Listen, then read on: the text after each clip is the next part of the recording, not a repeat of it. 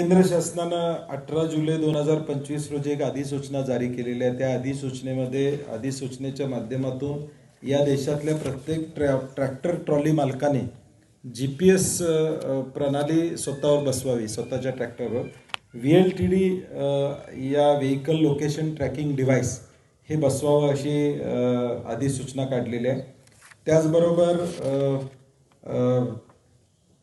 Black box म्हणजे याचा EDR म्हणजे त्या ट्रॅक्टर ट्रॉलीचा एकूण सगळं काय काय झालं याची माहिती असणारा EDR म्हणजे तो बसवावा अशी सूचना केलेली आहे। आणि ट्रॉली आणि नवीन कपलिंग बसवावे अशा पद्धतीच्या एक 2-3 गोष्टी कराव्यात अशी एक अधिसूचना काढलेली आहे 18 जुलैला। त्याच्यावर सजेशन ऑब्जेक्शन केंद्र शासनानं मागितलेलं आहे। 18 ऑगस्टपर्यंत शेतकऱ्यांनी ईमेल लिंक आम्ही सोशल मीडियावर व्हायरल करतोय, त्या ईमेल लिंकद्वारे या ऑब्जेक्शन्स केंद्राकडं पाठवावेत अशी आमची विनंती आहे।